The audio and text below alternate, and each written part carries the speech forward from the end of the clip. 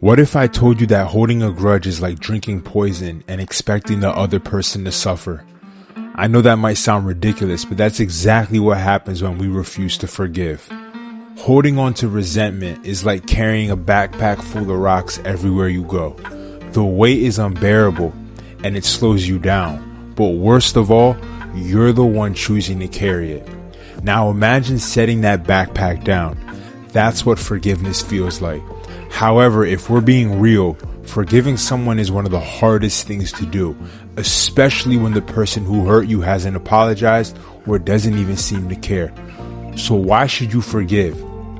Not for them, not because they deserve it, but because you deserve peace. Forgiveness is crucial for your mental and emotional health, but it can be difficult to forgive someone that you don't feel deserves it.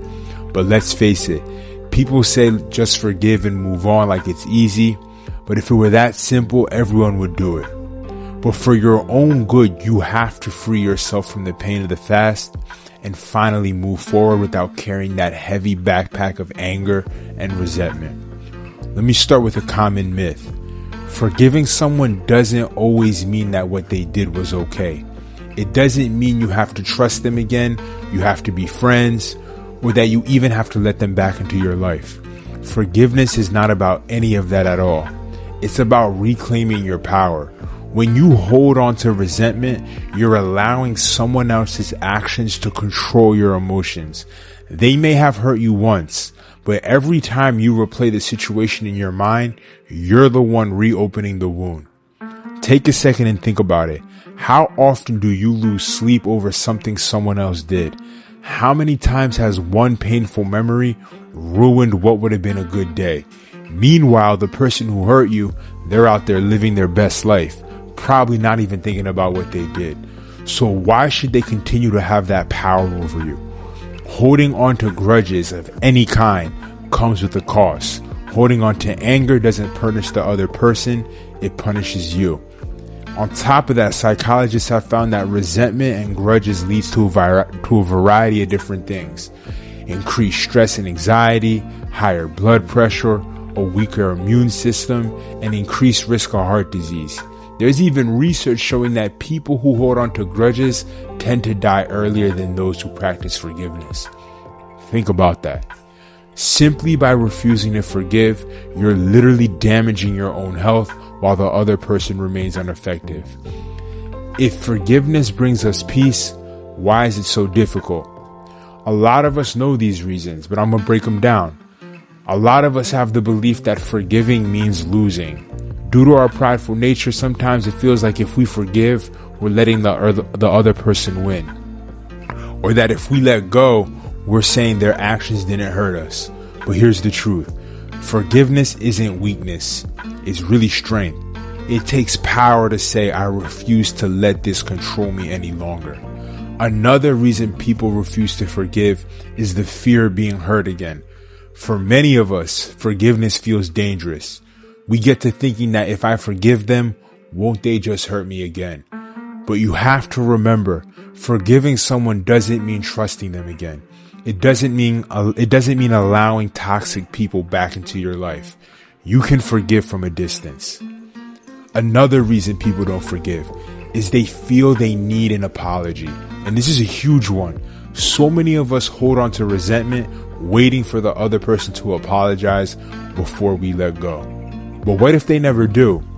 What if they don't even realize they hurt you? Or worse, what if they don't care? Are you really going to sacrifice your peace just because someone else refuses to take responsibility? Remember, forgiveness is about freeing yourself without needing their permission. Let me tell you about a man you've probably heard of named Nelson Mandela. He spent 27 years in prison, locked away, treated horribly, and stripped of his freedom. Yet when he was finally released, he didn't seek revenge. He didn't hold on to bitterness. Instead, he chose forgiveness. And he once said, as I walked out the door or the gate that would lead to my freedom, I knew that if I didn't leave behind my bitterness and hatred, I'd still be in prison. Just think about that. Nelson Mandela had 27 years of injustice, yet he refused to let hatred control him. If someone like that can forgive those who nearly stole 3 decades of his life, imagine what you can let go of. Alright, so how do you actually forgive someone, especially when you feel like they don't deserve it? Number 1, acknowledge the pain. You can't heal what you refuse to feel. Ignoring your pain won't make it go away.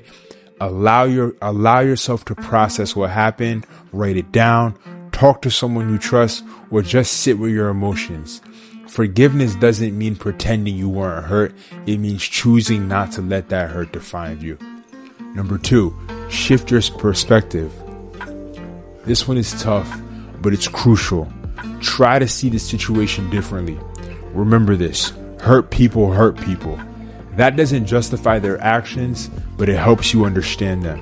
Sometimes people lash out because of their own wounds.